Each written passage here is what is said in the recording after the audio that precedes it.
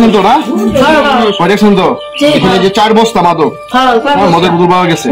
আমরা যে ধারণা করছিলাম সেটাই, এই যে এখানে মাদক ফাইনালি মাদক পাওয়া গেছে। তাই এখন আমরা প্রশাসনকে এটা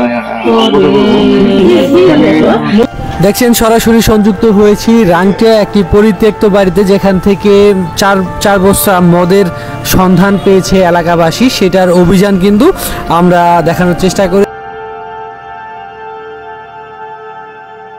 মাধ্যমে। এই পরিত্যক্ত বাড়িতে কিন্তু সেই 4 বস্তা মদের বোতল উদ্ধার করেন এলাকাবাসী। আপনারা যেমনটি দেখছেন, এই যে মদের যে সন্ধানটি পেয়েছে আমরা ভিডিওতে দেখানোর চেষ্টা করছি। এই জায়গাটিতে কিন্তু 4 বস্তা মদের বোতল, যেটি আমরা একদম সরাসরি দেখানোর চেষ্টা করছি। দেখছেন 4 বস্তা মদের বোতল কিন্তু এলাকাবাসী উদ্ধার করেছে। তাদের অভিযানকে আমরা সাধুবাদ জানাই।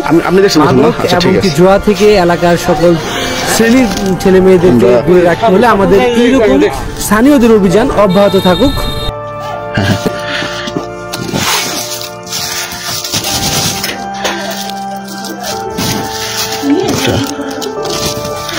আমরা একটা খুলে দিই শেষ এগুলোর মধ্যে কি আছে, যেহেতু বাড়িটার মধ্যে কেউ মানুষ থাকে না, পরিত্যক্ত বাড়ি। এই বস্তাগুলোর মধ্যে কি আছে আমরা খুলে দেখতে চাই। এই বাড়িটার মধ্যে মানুষ কি থাকে না, মানুষ কি থাকে, এলাকার মানুষ এগুলো ধরেন তো আমরা একটু দেখি খুঁজা, তারপরে হচ্ছে প্রশাসনকে আমরা খবর দিব। কারণ নাই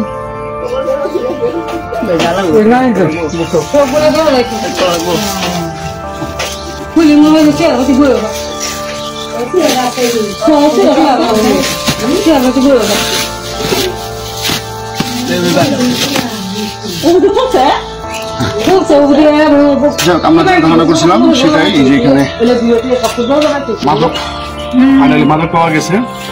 তাই এখন আমরা প্রশাসনকে এটা দেখছেন তো না? দেখছেন তো এখানে যে 4 বস্তা মাদক মদের বোতল পাওয়া গেছে। এটা মদের বোতল এখানে, ঠিক আছে? আচ্ছা ঠিক আছে, তাহলে আমি এখানে রেখে দিলাম।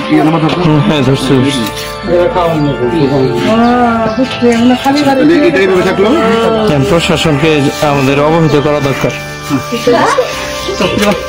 মানুষগুলো দেখেন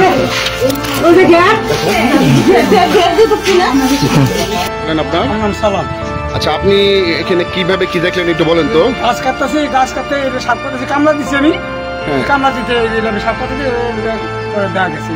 ও আচ্ছা, আপনার বাড়ি কোথায়? আবার এই জায়গায়। ও এই যে এই বাড়িতে কামড়া দিচ্ছেন, এই বাড়ির হচ্ছে লোকে কি আপনি কাজ করতে বলছেন? ওনার কোথায় থাকে? ঢাকা থাকে।